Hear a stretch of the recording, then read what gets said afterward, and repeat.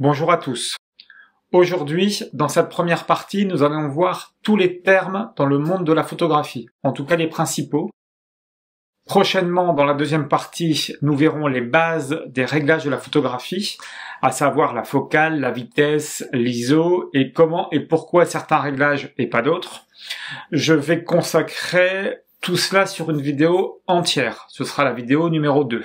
Et pour finir, la vidéo numéro 3, nous verrons les règles de cadrage, quelques exemples et quelques conseils, et nous verrons rapidement aussi quelques techniques photo. Aujourd'hui, on commence par la première, les termes techniques. Le plus simple, c'est APN, qui veut dire appareil photo numérique. Alors, certains vont dire oui, c'est pas la peine de nous rappeler ce que veut dire APN, c'est juste le diminutif de appareil photo numérique. Oui, peut-être quand on commence, parfois effectivement, il y a tellement d'informations à lire qu'on ne fait pas forcément attention. On prend le terme APN comme un autre terme hyper technique, et puis c'est à cause de ça qu'on se concentre plus sur d'autres choses. Donc moi, je préfère le préciser ici, surtout que je rappelle que cette vidéo est faite pour les débutants. La focale, elle est exprimée en millimètres. C'est la distance focale entre l'écart du centre optique, situé au milieu de l'objectif, et le capteur, situé dans le boîtier. Plus la valeur est petite, plus l'angle de champ de vision est grand. Et à l'inverse, une grande valeur donne une profondeur de champ courte. Alors là, c'est pareil, formulé comme ça, on a beaucoup de mal, en tout cas moi, au départ, j'avais beaucoup de mal à comprendre. Il suffit simplement, pour résumer, de schématiser notre objectif, le zoom. J'ai déjà pris l'exemple dans une vidéo précédente, comprendre les objectifs, où j'ai pris l'exemple sur un 18-55. Là, ce qu'il faut comprendre, c'est que quand je suis à 18 mm, au minimum, la valeur est petite, le 18 c'est le chiffre le plus petit, donc j'ai un angle de champ qui est grand, donc un grand angle, je vois plus de choses. Par contre, si je zoome à 55 mm, forcément je réduis mon champ, parce que je zoome, donc je vois plus loin, mais je vois moins de choses, je vois plus près. Donc la focale, c'est ça. Le diaphragme. Le diaphragme, c'est un autre terme. Ça, c'est un dispositif qui permet de régler la quantité de lumière qui va traverser l'objectif. En fait, c'est au moment du déclenchement. Quand vous appuyez sur le bouton, on entend le petit bruit et en fait, il y a le diaphragme qui va s'ouvrir et se fermer. C'est ce qui va permettre de rentrer plus ou moins de lumière dans la photo. La photo sera plus claire ou plus sombre suivant l'ouverture du diaphragme. Ça a une incidence donc sur la lumière, mais ça a aussi une incidence sur la profondeur de champ. Petite pause, un petit café. L'obturateur. L'obturateur, c'est le mécanisme réglant la durée d'exposition. La durée d'exposition, c'est le temps pendant lequel la lumière arrive sur le capteur. Déclencheur en fait. Donc c'est une sorte de rideau qui se lève et qui se ferme pour laisser rentrer plus ou moins longtemps la lumière. Alors elle se calcule en quelques millièmes de seconde à l'infini. C'est d'ailleurs un petit réglage qu'on appelle bulb, et en fait si je reste appuyé, le temps où je reste appuyé sur le bouton, c'est le temps où le rideau reste ouvert. Je lâche, le rideau se ferme. Donc ça, c'est l'obturateur. Et après, on a un autre terme qui s'appelle l'ISO. Alors, c'est aussi appelé ASA. L'ISO désigne la sensibilité d'une pellicule photo argentique ou d'un capteur d'un appareil photo numérique. Plus l'ISO est élevé, plus il y aura de lumière, mais attention aussi, plus de bruit, l'image nette sur la photo. Ça, on le verra tout à l'heure quand je vais vous expliquer la différence entre les appareils photo, parce que l'ISO avec la taille de capteur a une grande importance. L'autofocus. L'autofocus, c'est un autre terme qu'on entend régulièrement en photo. Ça, c'est ce qui est intégré à un objectif. C'est ce qui permet de faire une mise au point automatique, le fameux petit bip quand on prend une photo. Il règle aussi la netteté en choisissant un ou plusieurs points sur l'image. Le petit collimateur. Le premier autofocus fait son apparition en 1977 par la marque Konica. Depuis, ils sont plus performants, plus précis, et ça continue à progresser à une vitesse grand V avec l'intelligence artificielle. Ça, on en reparlera, mais il y a de très très gros progrès, et je pense, moi, dans l'avenir, un gros changement dans le monde de l'appareil photo, en tout cas dans le monde de la photo. Autre terme qu'on va entendre régulièrement, c'est les EXIF. C'est la carte d'identité de la photo. Les informations telles que la date, l'heure, description et information des droits d'auteur, le réglage de l'appareil, le modèle de l'appareil, l'information, l'ouverture, le détail, enfin ça explique un petit peu exactement tous les réglages qui ont été faits à l'instant T de la photo. Et puis, il y a pour finir deux termes qu'on va employer aussi très régulièrement, c'est RAW et JPEG. Ce sont les formats d'enregistrement du fichier photo. RAW, c'est un fichier brut, c'est-à-dire que l'appareil fait strictement rien. On prend la photo et l'appareil ne traite pas du tout la photo. C'est un fichier brut. Quand on travaille en RAW, les photos sont beaucoup plus lourdes et elles demandent à être développées avec un logiciel de développement de chambre noire. Moi, c'est Lightroom. En fait, c'est ce qu'on faisait avant avec une pellicule argentique. Maintenant, on le fait avec le numérique. Le RAW, si vous shootez en RAW, on ne peut pas donner une photo à la famille comme ça. Il faut la développer en JPEG pour qu'elle soit recalibrée et pour qu'elle soit lisible sur tous les ordinateurs.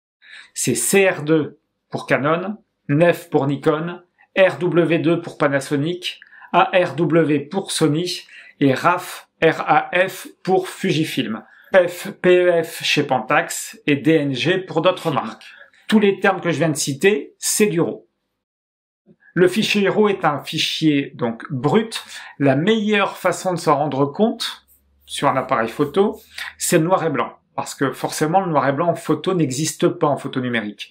Ce qui veut dire que si je prends une photo en JPEG, en noir et blanc JPEG, et que je la mets sur l'ordinateur, quand je vais regarder à l'arrière du boîtier, ma photo sera donc noir et blanc. Normal, j'ai mis mon réglage noir et blanc, je regarde à l'arrière du boîtier, elle est noir et blanc. Je la transfère sur mon ordinateur, j'ai donc un fichier JPEG noir et blanc. Jusque-là, tout est normal. Si par contre je shoot en RAW, la même photo, je fais donc mes réglages noir et blanc, je shoot ma photo, je la regarde à l'arrière du boîtier, elle est noir et blanc, jusque-là, toujours pareil, tout est normal. Sauf que, quand je vais la transférer sur l'ordinateur, cette même photo, quand je vais la regarder sur l'ordinateur, elle sera couleur. Parce que, comme je vous l'ai dit, le fichier est brut, donc l'appareil ne va faire aucune modification sur la photo. Or, en JPEG, l'appareil photo prend la photo couleur, il comprend que vous avez demandé du noir et blanc, il désature la couleur et il vous la transfère désaturée. En RAW, non, on devra le faire avec le logiciel de développement. C'est vraiment là la grosse différence et le poids sur les cartes. Petite pause dans le café.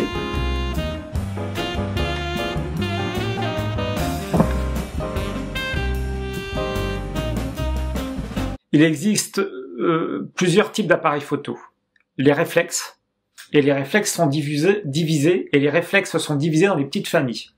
Le plein format, l'APS-C et l'APS-H, mais à ma connaissance, je pense, dites-moi dans les commentaires si je me trompe, mais il ne se fait plus. C'était un format professionnel de chez Canon.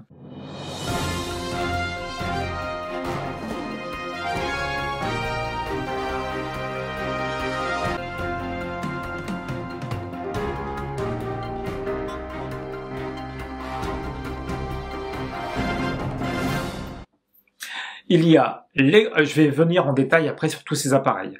Il y a les compacts, il y a les bridge et les hybrides. Alors, vous allez me dire quelle est la différence entre tous ces appareils.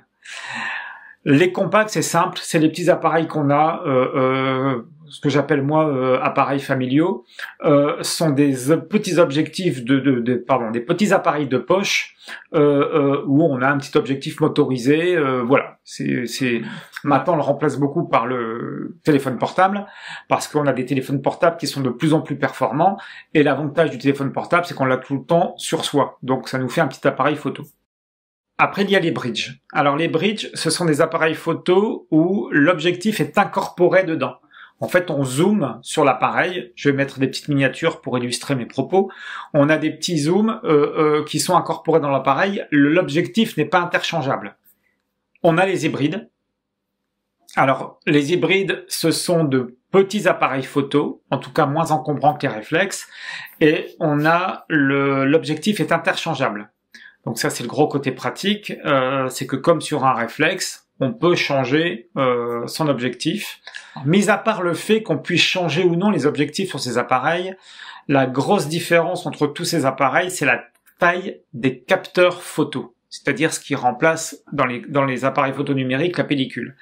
Quand on déclenche, quand j'appuie sur le bouton, en fait, la photo vient s'enregistrer sur le capteur de l'appareil photo. Plus ce capteur est petit, plus l'appareil sera efficace en basse lumière. Ça, c'est vraiment la grosse différence entre tous ces appareils. C'est la raison pour laquelle, même si vous prenez des téléphones portables dernière génération, dans les plus hautes gammes, donc des appareils qui passent la barre des 1000 €, ils font des photos très très bonnes en pleine lumière, mais là où ils pêchent un petit peu, même s'ils essaient de corriger un petit peu le tir, c'est en basse lumière. On a du bruit sur la photo, on a voilà, les appareils galèrent un petit peu. Et ça, c'est parce qu'ils ont des tout petits capteurs. Dans la série d'appareils que je vous ai nommés, il y en a deux qui se sortent clairement du lot, deux familles. Ce sont les réflexes numériques et ce sont les hybrides. En termes de taille de capteurs, les capteurs sont identiques, donc ils sont très très confortables. La grande différence entre ces deux appareils, c'est que le réflexe numérique sera avec un système de miroir, alors que l'hybride aura un capteur numérique. Alors, je suis pas ici pour dire s'il y en a un qui est mieux ou s'il y en a un qui est moins bien. Il y a encore quelques années, j'aurais banni tout de suite les hybrides. Je trouvais qu'ils étaient nettement inférieurs aux appareils réflexes. Depuis 2 ans, je revois ma copie parce qu'ils ont fait un progrès énorme dans les appareils hybrides et je dois admettre que ça devient très tentant. Moi, je pense que dans les années à venir, le monde de la photographie, comme je l'ai dit tout à l'heure, va vraiment changer et je pense que l'intelligence artificielle va prendre de plus en plus de place et les hybrides vont être de plus en plus performants. Sur les hybrides, l'autofocus couvre quasiment la totalité du capteur, c'est-à-dire il couvre à 90% du capteur. Raisonnablement, de toute façon, si on veut un hybride de qualité, il faut monter très très haut et on sera comparable au prix assez haut de gamme d'un réflexe numérique. Moi, ce que je peux trouver aujourd'hui comme avantage au réflexe pour ceux qui débutent, c'est qu'on arrive à trouver des boîtiers nus dans les réflexes dans les premiers prix avec une qualité vraiment extraordinaire pour le peu qu'on prenne un petit objectif de qualité, voire l'autre vidéo. Les différences entre tous ces appareils, j'ai parlé des capteurs. Parce que la référence en photographie, c'est le 24-36. On fait référence à la pellicule argentique. Donc 24-36, c'est ce qu'on appelle un plein format ou full frame. Ça, c'est cette famille. Peu importe si c'est un réflexe numérique ou un hybride, on peut parler de plein format ou de boîtier APS-C. Alors vous allez me dire, bah oui d'accord, mais qu'est-ce que ça veut dire boîtier APS-C? En fait, les boîtiers APS-C, c'est juste des appareils, que ce soit, peu importe la marque, hein. On peut parler de Nikon, Sony, Canon, peu importe. Les boîtiers APS-C sont des capteurs plus petits que la norme 24-36. Ça veut dire que le capteur est plus petit. Donc, on a notre capteur qui fait 24-36. Par exemple, chez Canon, moi je travaille avec Canon, chez Canon, le capteur, je vais vous mettre aussi un petit tableau, le capteur est 1,6 fois plus petit qu'un 24-36. Donc, si j'ai un appareil Canon plein format, si je regarde mon capteur, il fera bien 24-36. Si je regarde mon autre appareil photo Canon, qui sera un boîtier APS-C, si je compare les deux capteurs, comme ici sur le tableau, le capteur va être chez Canon 1,6 fois plus petit que le 24-36. Chez Nikon, par exemple, c'est 1.5. De toute façon, regardez le tableau, vous avez grosso modo à peu près toutes les valeurs par rapport au produit. Et vous regardez, donc, quand on regarde bien à l'image, on voit bien, vous avez vu les tailles de capteurs. Si on regarde tout en haut le 24-36 et tout en bas les appareils photo compacts, bah, vous voyez que les capteurs sont tout petits. On va s'intéresser vraiment entre les boîtiers réflexes numériques plein format et les boîtiers réflexes numériques APS-C. Je vous ai dit tout à l'heure effectivement que ça avait une incidence, la taille du capteur par rapport à la lumière, donc à la montée en ISO quand on est dans une pièce un peu plus sombre. Ça, on le verra en détail dans la vidéo numéro 3. Par contre, aujourd'hui, ce qu'on peut voir, c'est que cette différence entre ces deux boîtiers va jouer aussi sur les objectifs. Parce que, entre un appareil photo qui est plein format, Donc la référence c'est 24-36 par rapport à l'argentique. Mon capteur fait 24-36. Si j'achète un objectif, un 70-200 par exemple, si je le mets sur mon appareil Canon plein format, l'objectif sera bien de 70 et 200 mm. Quand je mets sur 70, ce sera du 70, et quand je mets sur du 200, ce sera du 200. Alors ça paraît bête de le dire comme ça, eh ben pas tant que ça. Parce que par contre, quand je le mets sur un boîtier APS-C, qui sont l'essentiel des appareils d'entrée de gamme, et qu'on a déjà un objectif, je reprends l'exemple de mon 70-200, quand je le mets sur mon boîtier APS-C, c'est plus un 70-200. Je dois refaire ma petite multiplication, comme ici avec ma petite calculatrice. Je dois faire 70 mm multiplié par 1.6, 112. Et pour avoir la longueur la plus importante de focale, 200 mm, eh ben, c'est plus un 200 mm, c'est un 200 multiplié par 1.6 est égal 320. Donc mon objectif 70-200, sur mon plein format, le même objectif devient sur mon boîtier APS-C un 112-320. Donc là, ça a une grande importance, parce que moi, si dans une vidéo, je vous dis, bon, bah, c'est très bien, par exemple, de prendre un portrait au 80 mm, eh ben, faudra pas, si vous avez un boîtier APS-C, vous pouvez le prendre au 50 mm. Votre 50, chez Canon, deviendra un 80 mm. Concrètement, je vais vous mettre une photo sur ces deux photos de paires de lunettes que vous voyez maintenant à l'écran. Les deux photos ont été prises avec exactement le même objectif. L'appareil est sur trépied. Donc on a un appareil sur trépied avec un 50 mm. On a juste changé l'appareil entre les deux photos. On est passé d'un boîtier APS-C à un boîtier plein format. Et vous voyez qu'avec le même objectif, c'est comme si on avait zoomé sur la photo. Donc on tronque la photo. Donc la grande différence, elle est là.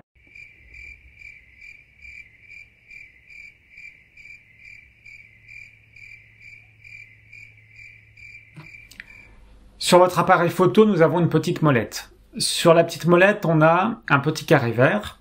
Le petit carré vert, c'est le mode tout automatique. Moi, personnellement, sur la réflexe numérique, je ne le conseille pas. Même si les derniers sont très très efficaces, j'estime que quand on essaie de se mettre à la photo, on va essayer de travailler dans des modes manuels ou semi-automatiques. Mais au-dessus du symbole vert, ce sont des modes semi-automatiques. Alors, dans les modes semi-automatiques, on a par exemple le mode P. Le mode P, beaucoup pensent que cela signifie professionnel, alors que pas du tout. Ça signifie en réalité programme. Dans ce mode programme, on a accès à pas mal de paramètres dont l'ISO, mais c'est encore l'appareil qui détermine l'ouverture et la vitesse d'obturation. Donc, c'est pour ça que moi je les appelle des modes semi-automatiques, parce que l'appareil décide encore de quelques-uns des réglages. Mais on a aussi le mode A, ou parfois, notamment sur les appareils Canon, appelé AV. A ou AV, c'est la même chose. Vous choisissez l'ouverture de l'appareil photo. Je rentre la valeur et par contre l'appareil photo lui choisit les autres réglages. Vous ne choisissez que l'ouverture. En mode S, vous choisissez la vitesse. S ou TV. Je rappelle que ça veut dire la même chose. Là, le S c'est pour speed. Là, vous choisissez dans le mode TV ou dans le mode S, vous choisissez la vitesse. Et l'appareil photo, comme vous avez donné une indication claire sur la vitesse qu'il doit prendre, va choisir l'ISO et l'ouverture. Donc encore une fois, vous n'avez pas main mise à 100% sur le réglage de l'appareil photo. Le mode M pour tout manuel.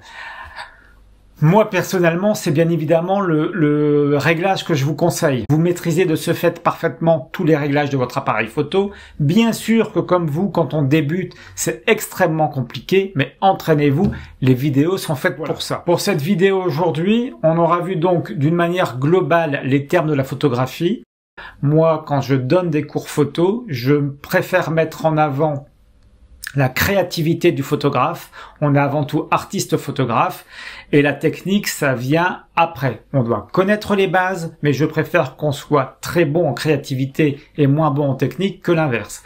J'en profite par contre avant de vous quitter C'est pas un hasard si j'ai mis cette petite illustration derrière. Ceux qui sont abonnés à mon Instagram, mon Facebook ou mon Twitter ont vu la petite illustration que j'ai créée. Je l'ai pas créée par hasard. Malheureusement, je me suis inspiré. Aujourd'hui, la vidéo est tournée. On est mardi 15 décembre. Il y a beaucoup de manifestations dans la rue pour défendre justement la réouverture des cinémas, en tout cas la culture en règle générale. C'est quelque chose qui me tient à cœur, j'y suis très sensible, bien évidemment. Comme je le disais à l'instant, le monde de la photographie fait partie du monde artistique. Je soutiens tous mes copains, tous mes camarades artistes, que ce soit dans le cinéma, dans la photographie, dans la danse, dans la musique. Peu importe le monde de la création, la culture est extrêmement importante et effectivement, en plus de la pandémie, sans faire de politique, il y a des choses qui me font peur aujourd'hui. Je comprends pas bien pourquoi on peut être entassé dans un magasin et pourquoi on ne peut pas aller au cinéma ou au théâtre. Donc c'est pas un hasard si vous avez cette petite illustration. C'est un soutien au monde artistique et culturel. Voilà, je devais faire cette petite parenthèse parce qu'elle me tenait à cœur.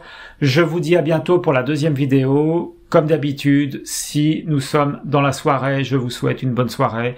Si nous sommes le matin, je vous souhaite une excellente journée et je vous dis à bientôt.